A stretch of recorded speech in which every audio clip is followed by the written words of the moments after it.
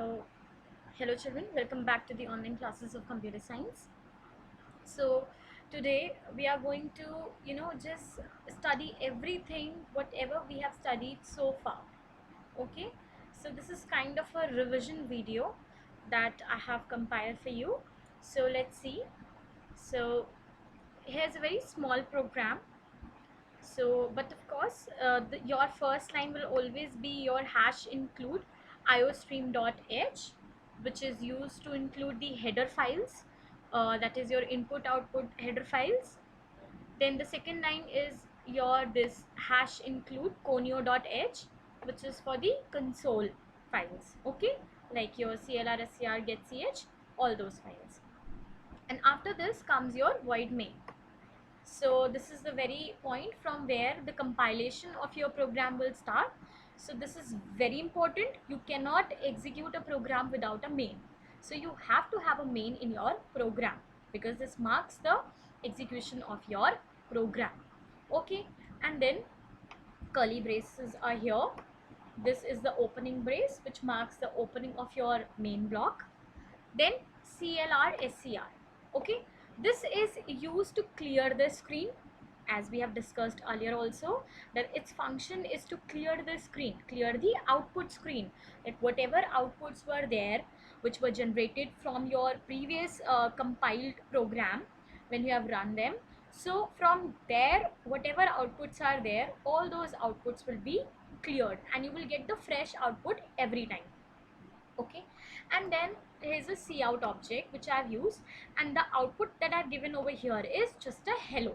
Okay, inside these double quotes whatever you will write will just be printed on a screen as it is. So this is a simple hello, and then semicolon. Okay, and then I have written getch. Getch is used to hold your screen, okay, till the time you get any input from your this keyboard. From that time the screen is going to hold, that is your output screen will be there, and till the time you press any key from the keyboard. Okay, so this is a very simple program. Many of you have asked me that my program is not running, ma'am, what are the problems? So the problem basically persists over there is you look over here, the name of the file that is here. Right now it is says no name 00.cpp. Okay, name could be anything, children. Okay, when you save your program it can be anything. Try not to give any spaces and try to give a name which is quite relevant with your program. For an example, if I have to save this file, I will save it with a name, say hello. Okay, and then dot. Now this dot is to use the extensions, and here what you see is .cpp. cpp is the extension which is being used to save your C++ files. Okay, so this extension is very important. If you will put C over here, then when you will compile this program you will get errors. Why? Because this is not a C program, this is a C++ program. So you need to save your file with an extension .cpp. Just go to the file option and you go to the save as, and then suppose here you just write hello.cpp, fine, and then you click on OK. It has been saved. Okay, so now I am going to compile it. Alt plus F9 is also the shortcut key to compile. Now it says no error. Fine. Now I'm going to run my program. So as you can see, output is here hello. Fine. Now suppose you want to print hello friends.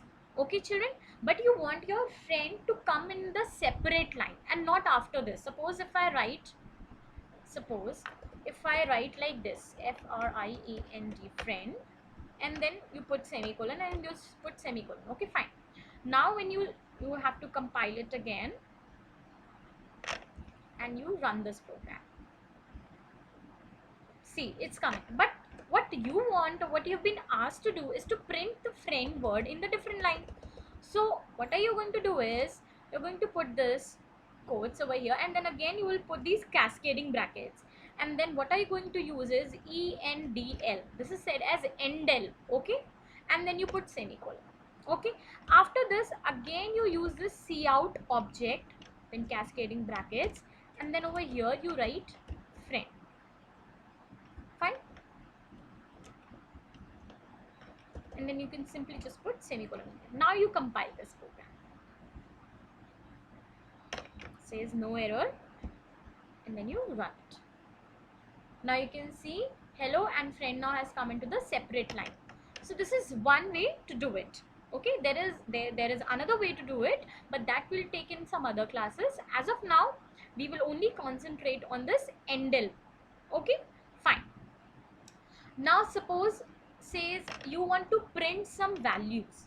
Okay, so to do that, suppose I have given you, say number, I have given you 20 and 15, and I want you to print the difference of these number. Okay, in your mind you have already calculated that 20 minus 15 is 5.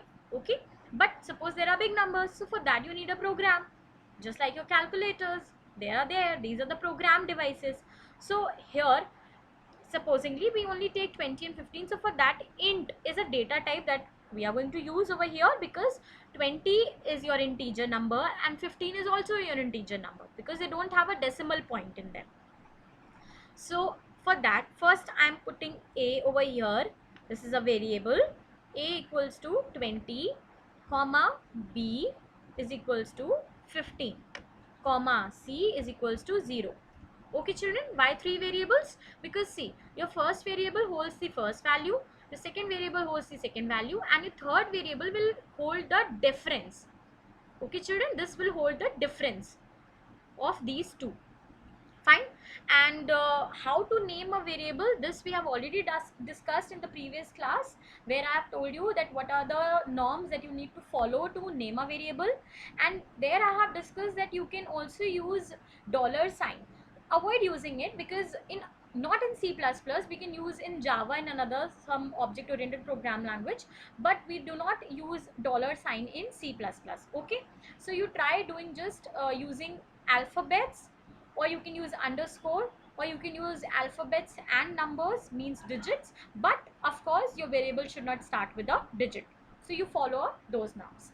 Now once this is done, after this you write c is equals to a, which is a bigger value, a is a bigger value, then you write minus, and then you put b, and then semicolon. And now suppose you have to print the value for say, so here I am writing difference, and then what is the value children? The value is stored in C. You are not going to write 5 over here. You are going to use a variable which holds the value. So C holds the value. Okay, C holds the value. So I have put C over here. Now I'm again compiling it. Let's see. Now we'll run this program, and you can see difference 5. Okay, so this is how you will do it. See, now if in case you have not given numbers and you have just been asked to find out the difference, so in that case you can take any number of your choice. Okay, but if we have asked you to find the difference of certain numbers, or to find a sum of certain numbers, then you have to use those numbers only. Okay, other than that you cannot use.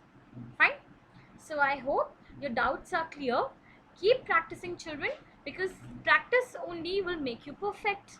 Okay, thank you.